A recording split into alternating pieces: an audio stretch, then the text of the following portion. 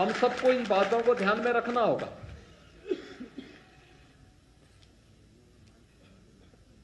कि उत्तर प्रदेश जैन तीर्थंकरों की एक महत्वपूर्ण भूमि है।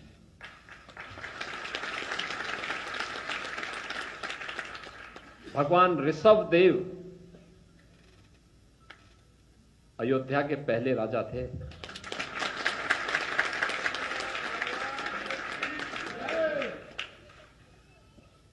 और वह परंपरा आगे बढ़कर के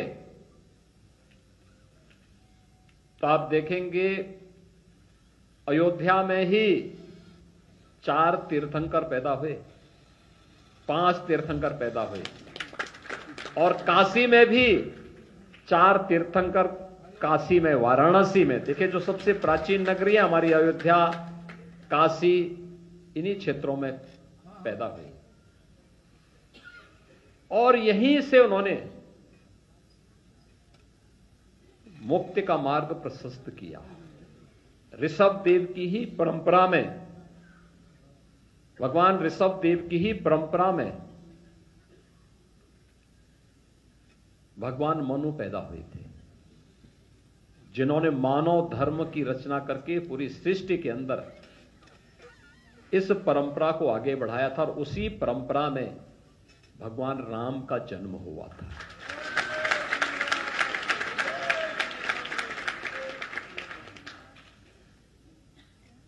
यानी दुनिया के प्राचीनतम धर्मों में से एक।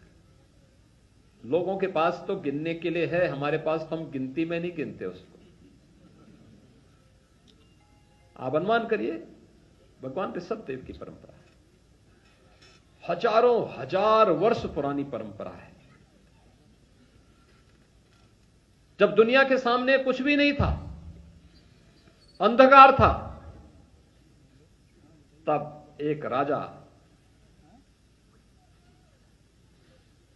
उस परंपरा में सब कुछ छोड़ करके ज्ञान की उस अगूढ़ साधना में अपने आप को समर्पित करते हुए लोक मंगल की कामना से आगे बढ़ करके इस परंपरा को आगे बढ़ा, ये परंपरा हमें देते हैं। और आज हम यहां पर विश्व नौकार महामंत्र के इस आयोजन के साथ जुड़ रहे हैं। हम सबको इन बातों को ध्यान में रखना होगा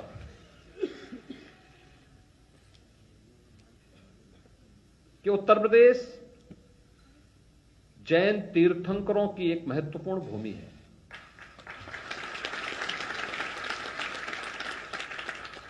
भगवान ऋषभ देव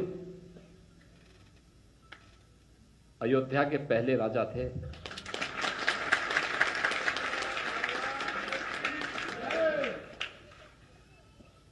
और वह परंपरा आगे बढ़कर के तो आप देखेंगे अयोध्या में ही 4 तीर्थंकर पैदा हुए, 5 तीर्थंकर पैदा हुए, और काशी में भी 4 तीर्थंकर, काशी में, वाराणसी में। देखिए, जो सबसे प्राचीन नगरी है हमारी अयोध्या, काशी, इन्हीं क्षेत्रों में पैदा हुई। और यहीं से उन्होंने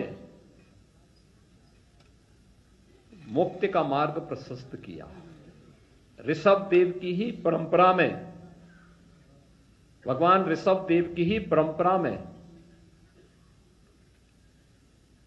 भगवान मनु पैदा हुए थे, जिन्होंने मानव धर्म की रचना करके पूरी सृष्टि के अंदर इस परंपरा को आगे बढ़ाया था। और उसी परंपरा में भगवान राम का जन्म हुआ था।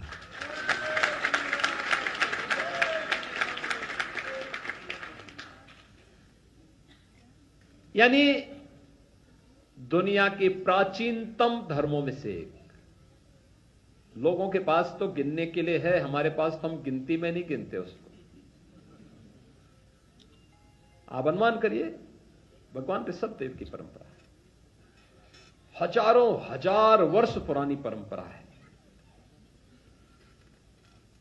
जब दुनिया के सामने कुछ भी नहीं था, अंधकार था, तब एक राजा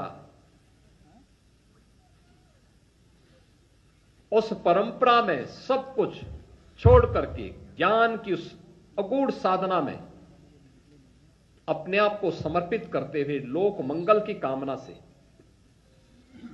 आगे बढ़ करके इस परंपरा को आगे बढ़ाती, ये परंपरा हमें देते हैं। और आज